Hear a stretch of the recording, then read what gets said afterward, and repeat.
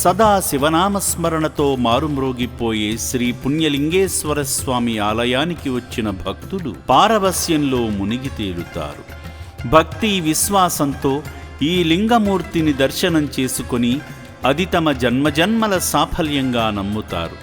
చౌటుప్పల్లో కొలువుదీరిన శ్రీ పుణ్యలింగేశ్వర స్వామిని దర్శించుకోవడం బహుజన్మల పుణ్యఫలం, పూర్వజన్మ సుకృత ఫలం.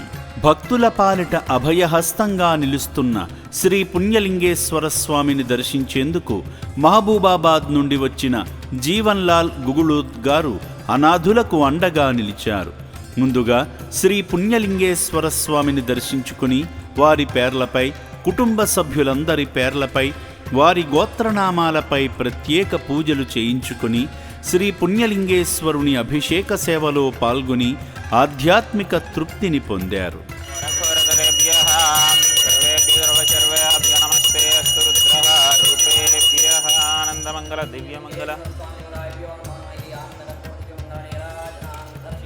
హర హర మహాదేవ శంభో శంకర నమస్వార్పణమస్తు. అనంతరం హోమగుండం వద్దకు చేరుకుని హోమంలో నెయ్యి పోసి నమస్కరించుకున్నారు. సేవామూర్తి జీవన్లాల్ గుగుళూత్ గారు శివాలయ నిర్మాణ పనుల్లో భాగమయ్యేందుకు ఆశ్రమ వ్యాన్లో వెళ్లి ఇటుకను అందించి శివయ్య అనుగ్రహానికి పాత్రులయ్యారు. సేవా మార్గంలో భాగంగా వసతి భవనాన్ని, అభాగ్యుల వైద్యశాలను సందర్శించి అభాగ్యులకు జరుగుతున్న సేవల గురించి తెలుసుకున్నారు.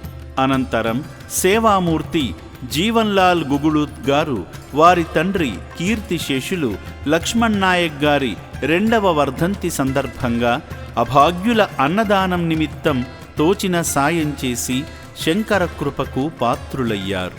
తండ్రి వర్ధంతి వేళ శివపుత్రులను ఆదుకున్న సేవామూర్తి జీవన్లాల్ గుగుళూత్ గారి కుటుంబాన్ని ఆ శివయ్య చల్లగా చూడాలని శ్రీ పుణ్యలింగేశ్వర స్వామి పుణ్యక్షేత్రం కోరుకుంటుంది. మనకు ఒక అవకాశం అండి, అంటే ఎట్లాగో మనము స్వయంగా చేయలేము. చాలామందికి మనకు because of our daily work life, work load వల్ల చేయలేకపోతుంటాము.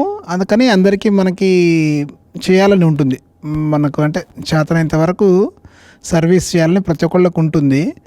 బట్ మనము డైరెక్ట్గా చేయలేనప్పుడు ఇలాంటి ఆశ్రమాలు మనకి డెఫినెట్గా మంచి అవకాశం అనేది నా అభిప్రాయం అండి. అండ్ అమ్మ నాన్న ఆశ్రమం అనేది నిజంగా చాలా చాలా చాలా గొప్పగా చేస్తున్నారు వీళ్ళు. అండ్ ఎవరు నడిపిస్తున్నారో నిజంగా నాకు తెలియదు, కానీ మహానుభావులు వాళ్ళు. ప్లస్ రైట్ ఫ్రమ్ వాచ్మెన్, అంటే మనకి గేట్ కీపర్ దగ్గర ఉండే వాచ్మెన్ దగ్గర నుంచి హెడ్ ఆఫ్ దిస్ ఆశ్రమం, I mean including all departments, వాళ్ళు నిజంగా చాలా పుణ్యాత్ములండి.